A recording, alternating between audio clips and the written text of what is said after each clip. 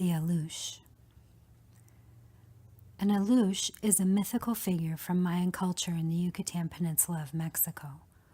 I read once that they occasionally appear as small animals wearing sneakers or button-up shirts.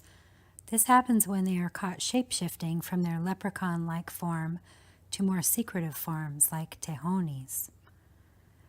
Mayan farmers leave offerings out for these unpredictable changelings in hopes of soliciting help in the growth and maintenance of their crops.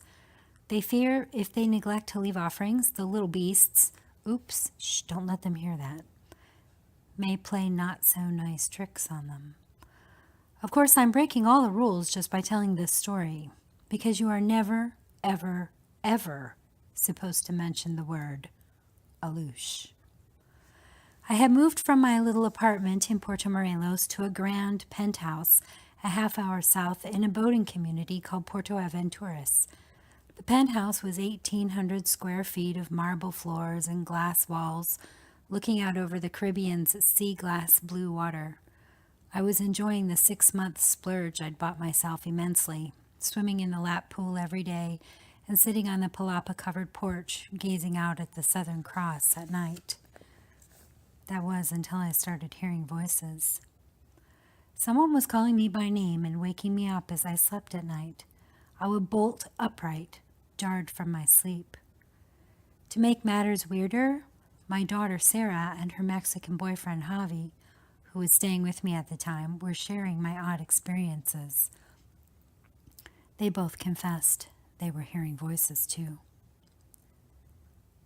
Javi, who understood Mayan folklore, said it was an Alux. Of course, I took his comment in stride, until the footprints appeared. It was early morning and hot. The sun was streaming in the east windows and illuminating the long hallway to the bedrooms.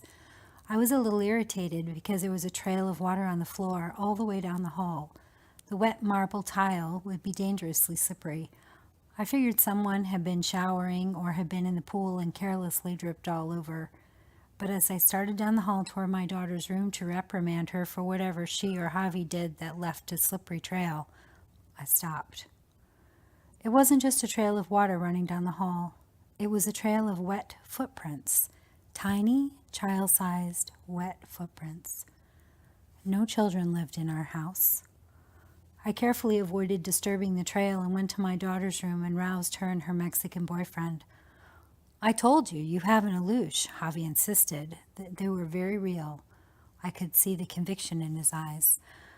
I was left wondering. There was zero explanation for the tiny footprints in the hall. I do believe in fairies, I do. At least I think I do. And I have proof now that something I do not understand exists. I wonder what else exists that I have dismissed. Oh, and by the way, this is the P.S. My cave-diving shaman friend, William, is full-blooded Mayan. He and his wife, Crescent, own a dive shop in my favorite little Mexican fishing village. I asked them if they knew anything about Aluxes. William said, "Of course," and explained how the fishermen see child-sized footprints in the dew on the boats in the mornings. I had mentioned nothing about the footprints.